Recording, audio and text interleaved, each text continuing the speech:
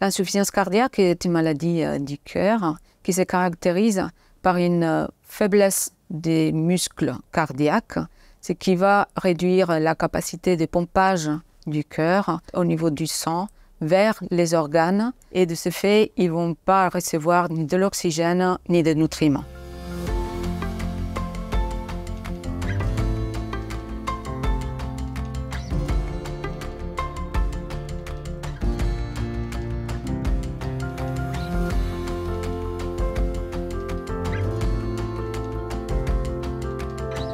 L'insuffisance cardiaque en France concerne à peu près 1,5 million de personnes et ce nombre va augmenter avec le vieillissement de la population car il concerne principalement les personnes âgées de plus de 60 ans.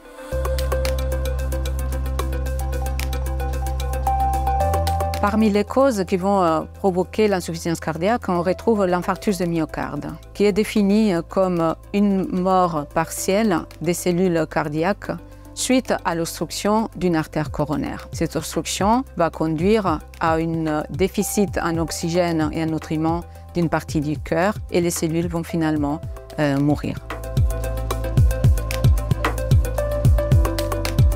C'est pour cela que nous travaillons sur un projet qui est financé par la Fondation pour la recherche médicale qui vise à mettre en place une nouvelle stratégie médicamenteuse en utilisant les vésicules extracellulaires. Les vésicules extracellulaires sont des petites particules, comme des petits sacs, que les cellules peuvent produire et qui servent à la communication entre les cellules.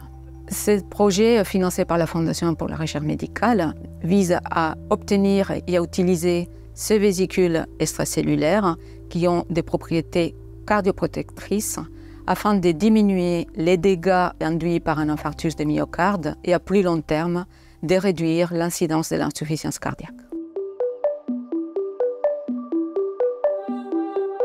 Ainsi, nous avons observé que l'injection de ces vésicules dans des modèles expérimentaux d'infarctus de myocarde conduisent à une diminution de la taille de l'infarctus presque de 40%. Et de ce fait, les conséquences associées à cet infarctus sont fortement réduites. Il y a moins d'arythmie et le cœur contracte mieux.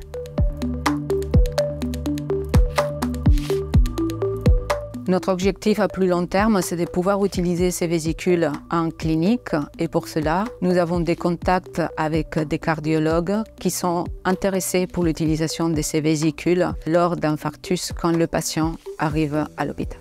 Notre plus grand challenge, c'est de pouvoir obtenir la quantité nécessaire de vésicules pour pouvoir les injecter chez le patient, ce qui représente des quantités très importantes. Avec ce financement de la Fondation pour la recherche médicale, nous souhaitons augmenter le rendement de production de ces vésicules ainsi que leur efficacité.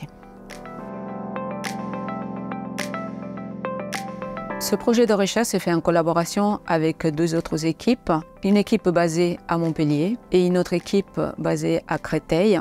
La Fondation pour la recherche médicale nous a beaucoup soutenus depuis déjà une dizaine d'années pour avancer sur ce projet. Et ça nous a permis de payer du personnel. Donc nous avons une doctorante qui participe dans ce projet, ainsi que le fonctionnement dont nous en avons besoin pour produire ces vésicules extracellulaires.